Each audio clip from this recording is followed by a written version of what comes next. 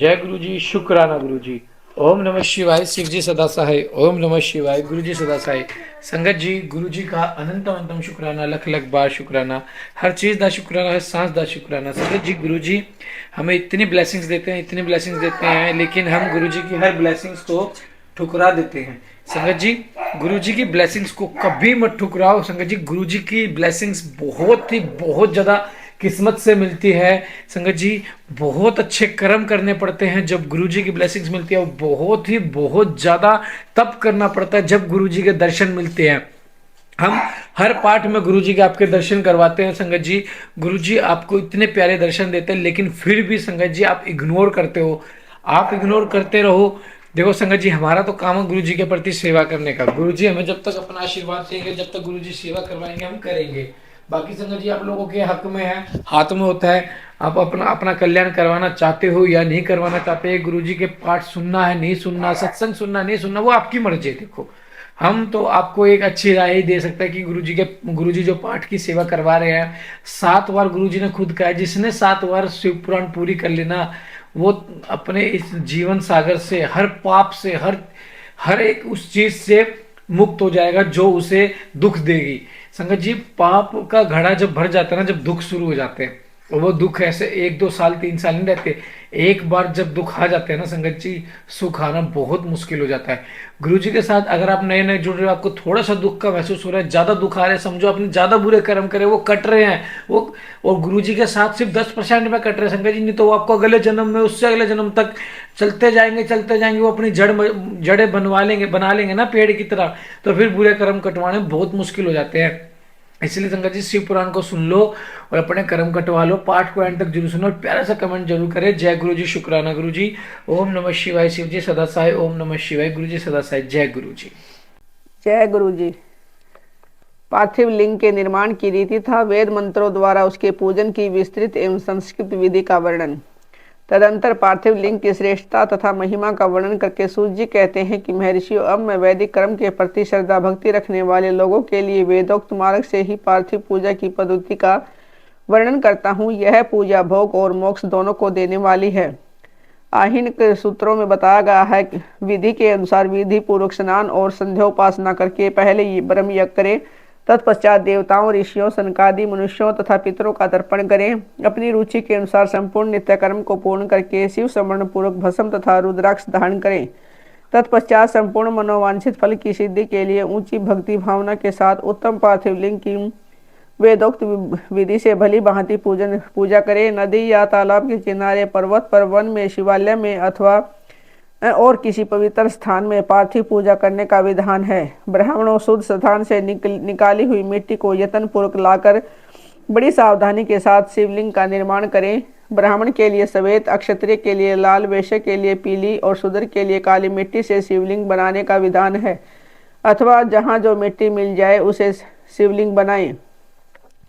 शिवलिंग बनाने के लिए प्रयत्न पूर्वक मिट्टी का संग्रह करके उस मृत्तिका को अत्यंत शुद्ध स्थान में रखें। फिर उसकी शुद्धि करके जल से स्नान कर पिंडी बना लें और वेदोक्त मार्ग से धीरे धीरे सुंदर पार्थिव लिंग की रचना करें। तत्पश्चात भोग और मोक्ष रूपी फल की प्राप्ति के लिए भक्ति पूर्वक उसका पूजन करें। उस पार्थिव लिंग के पूजन की जो विधि है उसे मैं विधान पूर्वक बता रहा हूँ, तुम सब लोग सुनो। ओम नमः शिवाय इस मंत्र का उच्चारण करते हुए समस्त पूजन सामग्री का प्रोक्षण करें, उस पर जल छिड़के। इसके बाद बुरसी इत्यादि मंत्र से क्षेत्र सिद्धि करें। फिर आपोसमान इस मंत्र से जल का संस्कार करके इसके बाद नमस्ते रुद्र इस मंत्र से स्फटिक का बंद शिला का घेरा बनाने की बात कही गई है। नमः संभवाय इस मंत्र से क्षेत्र शुद्धि और पंचामृत का प्रोक्षण करें। तत्पश्चात शिव भक्त पुरुष नमः पूर्वक नीलगरीवाय मंत्र से शिवलिंग की उत्तम प्रतिष्ठा करें। इसके बाद वैदिक रीति से पूजन करने वाला उपासक भक्ति पूर्वक एत्ते रुद्रावंशम इस मंत्र से रमणीय आसन दे मानो महांतम इस मंत्र से आवाहन करे। या ते रुद्र इस मंत्र से भगवान शिव को आसन पर समासीन करे। या मुशी इस मंत्र से शिव के अंगों में न्यास करे। अधोवचत इस मंत्र से प्रेम पूर्वक अधिवासन करें।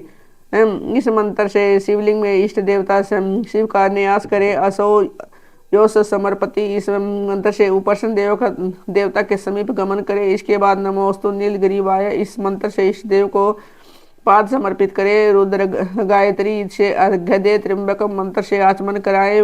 पय पृथ्वीयाम, इस मंत्र से दुग्ध स्थान कराए। दधि करावणों, और इस मंत्र से दधि स्नान कराए। धृतम धृत पावा, इस मंत्र से धृत स्नान कराए। मधुवाता मधु नक्तम मधु मानो, इन 3 ऋचाओं से मधु स्नान और संकरा स्नान कराए। इस दुग्ध आदि 5 वस्तुओं को पंचामृत कहते हैं अथवा पाद समर्पण के लिए कहे गए। नमोस्तु नीलगिरीवाय इत्यादि मंत्र द्वारा पंचामृत से स्नान कराए। तदंतर माँ नस्तों के इस मंत्र से प्रेम पूर्वक भगवान शिव को कटिबंध अर्पित करे। नमो ध्रुवे, इस मंत्र का उच्चारण करके आराध्य देवता को उत्तरीय धारण कराए। या ते हेति इत्यादि 4 ऋचाओं को पढ़कर वेदक भगत प्रेम से विधि पूर्वक भगवान शिव के लिए वस्त्र एवं योगोपवीत समर्पित करके इसके बाद नमः शवभय इत्यादि मंत्र को पढ़कर शुद्ध बुद्धि वाला भक्त पुरुष भगवान को प्रेम पूर्वक गंध एवं रोली चढ़ाएं। नमस्ते अक्षभ्यो, इस मंत्र से अक्षत अर्पित करे। नमः पार्याय, इस मंत्र से फूल चढ़ाए। नमः पर्णाय, इस मंत्र से बिल्व पत्र समर्पण करे। नमः कर्पदिने चय इत्यादि मंत्र से विधि पूर्वक धूप दे। नमः आश्वे, इस ऋचा से शास्त्रोक्त विधि के अनुसार दीप निवेदन करे। तत्पश्चात नमो ज्येष्ठाय, इस मंत्र से उत्तम निवेदन अर्पित करे। फिर पूर्वोक्त त्र्यंबक मंत्र से आचमन कराएं। ईमा रुद्राय, इस ऋचा से फल समर्पण करें।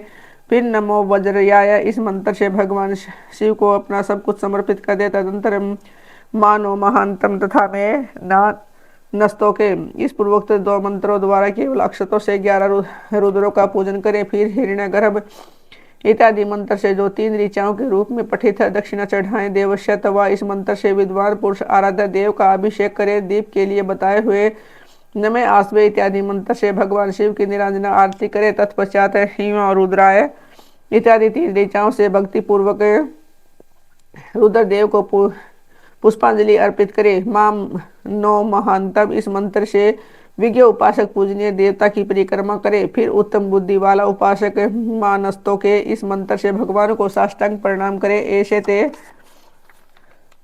इस मंत्र से शिव मुद्रा का प्रदर्शन करे। यतो एत, इस मंत्र से अभय नामक मुद्रा का, त्र्यंबकम मंत्र से नामक ज्ञान मुद्रा का तथा नमः सेना इत्यादि मंत्र से महामुद्रा का प्रदर्शन करें। नमो गौभ्य, इस ऋचा द्वारा धेनु मुद्रा दिखाएं। इस तरह 5 मुद्राओं का प्रदर्शन करके शिव संबंधी मंत्रों का जप करे अथवा वेदक पुरुष शत्रुद्रीय मंत्र की आवर्ती करे। तत्पश्चात वेदक पुरुष पांचांग पाठ करे। तदंतर देवागातो इत्यादि मंत्र से भगवान शंकर का विसर्जन करे। इस प्रकार शिव पूजा की वैदिक विधि का विस्तार से प्रतिपादन किया गया। महर्षियों, अब संक्षेप से ही पार्थिव पूजन की वैदिक विधि का वर्णन सुनो। सदो जातम, इस ऋचा से पार्थिव लिंग बनाने के लिए मिट्टी ले आए। वाम देवाय इत्यादि मंत्र पढ़कर उसमें जल डाले। जब मिट्टी सनकर तैयार हो जाए तब अघोर मंत्र से लिंग निर्माण करें और फिर तत्पुरुषाय, इस मंत्र से विधिवत उसमें भगवान शिव का आह्वान करे। तदंतर ईशान मंत्र से भगवान शिव को वेदी पर स्थापित करे। इनके सिवाय अन्य सब विधानों को शुद्ध बुद्धि वाला उपासक संक्षेप से ही संपन्न करे। इसके बाद विद्वान पुरुष पंचाक्षर मंत्र से अथवा गुरु के दिए हुए अन्य किसी शिव संबंधी मंत्र से 16 उपचार द्वारा विधिवत पूजन करे। अथवा भगवान भव नाशाय महादेवाय धीमहि उग्राय उग्रनाशाय सर्वाय शशिमौलिने, इस मंत्र द्वारा विद्वान उपासक भगवान शंकर की पूजा करे। वह भ्रम छोड़कर उत्तम भाव भक्ति से शिव की आराधना करे, क्योंकि भगवान शिव भक्ति से मनोवांछित फल देते हैं। ब्राह्मणों, यहाँ जो वैदिक विधि से पूजन का क्रम बताया गया है इसका पूर्ण रूप से आदर करता हुआ मैं पूजा की एक दूसरी विधि बता रहा हूँ जो उत्तम होने के साथ ही सर्वसाधारण के लिए उपयोगी है।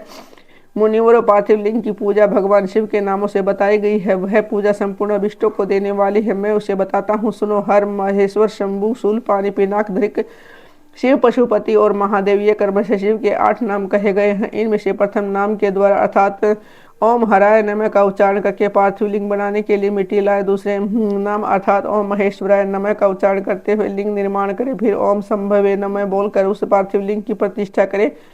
तत्पश्चात ओम शूलपाणीय नमः कहकर उस पार्थिव लिंग में भगवान शिव का आवाहन करे। ओम पिनाकधर्षे नमः कहकर उस शिवलिंग को नहलाएं और ओम शिवाय नमः बोलकर उसकी पूजा करे। फिर ओम पशुपते नमः कहकर क्षमा प्रार्थना करे और अंत में ओम महादेवाय नमः कहकर आराध्य देव का विसर्जन कर दें।